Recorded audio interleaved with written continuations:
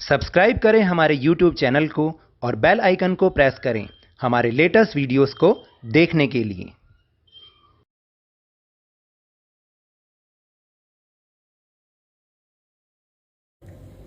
Hello and welcome to Lavneesh Sir की class. This is Directorate of Education GNCT of Delhi's worksheet number 39 and it is only for class 7 students. It has taken from the subject mathematics and we will revise the topic integers, division of integers in this worksheet. So students, आपको तो याद ही है last worksheet में हमने multiplication of integers के बारे में revision की थी। इस वर्कशीट में हम इंटीजर्स को डिवाइड करना सीखेंगे, यानी उनकी डिवीजन के बारे में सीखेंगे। So without wasting our time let's start and understand with me. तो सबसे पहले do you know about integers? Integers तो याद है ना, इंटीजर्स कौन कौन से होते हैं? वो माइनस के भी होते हैं और प्लस के भी होते हैं, जैसे -3, -2, -1, 0, 1, 2, 3 एंड सो ऑन। और आज जो हमें इस पर ऑपरेशन करना है, जो ऑपरेशन लगाना है, वो है division. And division is the inverse operation of multiplication, यानी जो डिवीजन है वो मल्टीप्लिकेशन का इनवर्स यानी कि विपरीत ऑपरेशन होता है। So next topic is multiplication statements.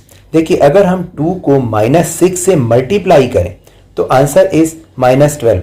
मैंने आपको लास्ट वर्कशीट में भी सिखाया था कि अगर दोनों इंटीजर में से एक इंटीजर माइनस का हो तो आंसर भी माइनस का ही आता है, यानी 2 6 12 तो करेंगे ही करेंगे, लेकिन तो आंसर में माइनस आएगा, क्योंकि एक भी इंटीजर अगर दोनों में से माइनस का है तो आंसर माइनस का होगा। फिर अगर -8 को -9 से मल्टीप्लाई करेंगे तो यहां पर क्या होगा? यहां पर माइनस से माइनस कट जाएगा, तो 8 9 72 इज द आंसर। और इसी तरह अगर 4 को 3 से मल्टीप्लाई करेंगे तो 12, 4 3 12। अब हम देखते हैं कॉरेस्पॉन्डिंग डिवीजन स्टेटमेंट्स। अब देखिए, अगर आप -12 को -6 से डिवाइड करेंगे तो यहां पर भी क्या होगा? माइनस से माइनस कट जाएगा और 6 2 12 प्लस का 2 आंसर आपका आ जाएगा। और इसी को अगर आप सामने देखें कि जो आंसर है, अगर हम उसको इधर की तरफ ले आते हैं, उससे डिवाइड करते हैं, तो हमारा आंसर कंप्लीटली चेंज हो जाएगा। जैसे अगर -12 को 2 से डिवाइड कर दें, जो कि हमारा अभी आंसर था, तो आंसर हो जाएगा -6। तो इसका मतलब ये दोनों तो इक्वल हुए ही नहीं। फिर इसी तरह से आप देखिए, 72 को -9 से अगर डिवाइड करें तो -8 आंसर आया, क्योंकि दोनों में से अगर एक भी, बार बार आपको बता रहा हूं, दोनों में से अगर एक भी माइनस का इंटीजर है तो आंसर में माइनस ही आएगा। और 7 को अगर -8 से करें तो -9 आंसर आ जाएगा। फिर 12 को 3 से हमने डिवाइड किया तो 4 आंसर आया, और 12 को 4 से डिवाइड किया तो आंसर 3 आएगा। इस तरीके से हम करते हैं। अब next is division is not commutative for integers, यानी कि आप अगर देखेंगे कि अगर हम ये इसका सीरियल चेंज कर दें, इसका क्रम चेंज कर दें डिवीजन में, अगर हम मल्टीप्लिकेशन में करते थे, अगर 8 4 करेंगे तो भी 32 होगा, और अगर 4 8 करेंगे तब भी 32 होगा। ऐसा ही होता था ना। लेकिन डिवीजन में ऐसा नहीं होता। अगर -8 को आप डिवाइड करें -4 से तो आंसर इज 2, क्योंकि माइनस से माइनस कट गया। लेकिन अगर आप -4 को -8 से डिवाइड करें तो माइनस से माइनस तो कट जाएगा, लेकिन आंसर विल बी 1/2। तो ये इसका मतलब आंसर सेम नहीं हुआ, जबकि मल्टीप्लिकेशन में सेम होता था अगर हम उनके सीरियल चेंज भी कर देते थे तब भी। सेकेंड प्रॉपर्टी देखते हैं।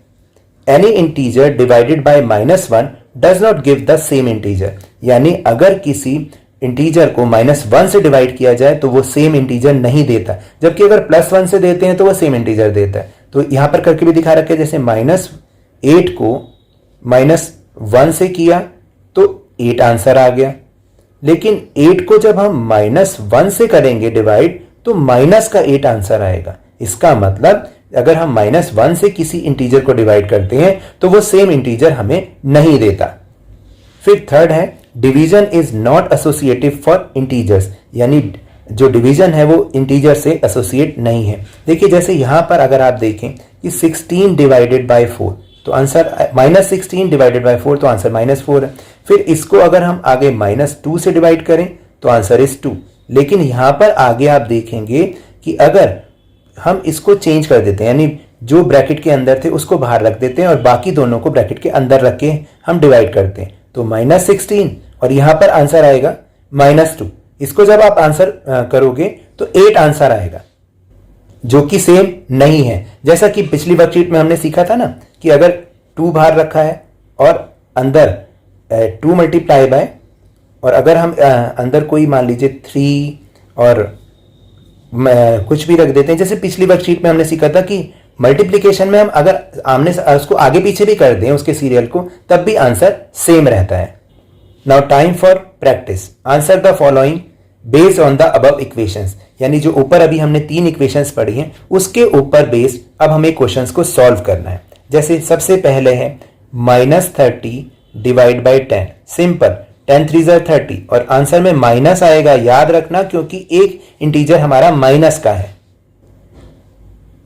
देन 50 डिवाइड बाय -5, तो आंसर विल बी -10।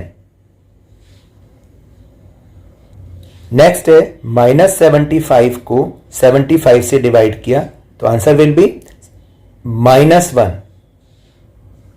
उसके बाद है 24 को -6 से डिवाइड किया तो आंसर क्या होगा, 6 4 ज़ा 24, माइनस का आएगा। देन -48 डिवाइड बाय 16, तो 16 3 ज़ा 48 होता है, तो -3 आंसर आ जाएगा।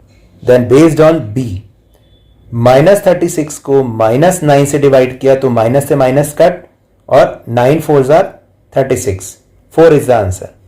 नेक्स्ट इज -49 को -49 से डिवाइड किया तो 1। नेक्स्ट इज -87 को -1 से डिवाइड किया तो माइनस से minus, then answer is 87। Then 64 को 16 से डिवाइड किया, सिंपल, 16 4 ज़ा 64, 4 इज द आंसर। फिर इसके बाद है 20 को 10 से, सिंपल, 10 2 ज़ा 20। देन बेस्ड ऑन सी, -81 को 1 से डिवाइड किया, आंसर विल बी 81। 369 को 1 से डिवाइड किया तो आंसर क्या आया, 369। फिर 13 को -1 से किया तो -13 आंसर आएगा। देन 0 को -12 से जब डिवाइड करेंगे तो आंसर क्या बन जाएगा, 0 बन जाएगा, 0। एंड लास्ट इज 2 को 0 से डिवाइड किया तब भी आंसर 0 ही बन जाएगा। देन सेकंड क्वेश्चन है, right 5 pairs of integers a b such that a divided by b is equal to -3. One such pair is 6 or -2 because 6 divided by -2 is equal to -3. अब आपको ऐसे pairs बनाने हैं जिनका answer divide करने पर -3 आए। पेयर्स बनाना है, याद रखना। देखिए, जैसे कि सबसे पहले अगर आप 9 को -3 से डिवाइड करें तो आंसर क्या आएगा, -3 ही आएगा ना, 3 3 ज़ा 9 होता है, 9 होता है। तो देखिए, तो हमारा पेयर क्या बना, 9 एंड -3। फिर आप अगर 12 को -4 से डिवाइड करेंगे तो आंसर क्या आएगा, -3। तो दूसरा पेयर क्या बन गया, 12 और -4। फिर अगर 15 को -5 से डिवाइड करें तब भी आंसर -3। तो थर्ड पेयर क्या बनेगा, 15 एंड -5। फिर इसी तरह से आप करते जाएंगे। फोर्थ पेयर क्या बनेगा, मान लीजिए 18 को अगर आप -6 से डिवाइड करेंगे तो भी वही आंसर आएगा। और फिर इसके बाद 21 को -7 से डिवाइड करें तब भी answer will be -3। So now that's all for this worksheet. अगर मेरे इस तरह समझाने से आपको थोड़ा सा भी समझ में आया हो तो इस चैनल को ज्यादा से ज्यादा सब्सक्राइब कीजिए, लाइक कीजिए और बहुत ज्यादा शेयर भी कीजिए। और हाँ, मेरे साथ इसी तरह आसानी से वर्कशीट को समझते रहिए, लेकिन ध्यान और मन लगाकर पूरी मेहनत और लगन के साथ ऑनलाइन ही सही पढ़ते जरूर रहिए। And if you want to defeat corona virus then please wear your mask. और जब भी पॉसिबल हो और जब भी अवेलेबिलिटी ऑफ वैक्सीन हो, इसकी वैक्सीनेशन अवश्य कराएं, क्योंकि कोरोना को हराना है और जिंदगी को एक बार फिर से सुहाना बनाना है। इसी उम्मीद के साथ थैंक यू वेरी मच।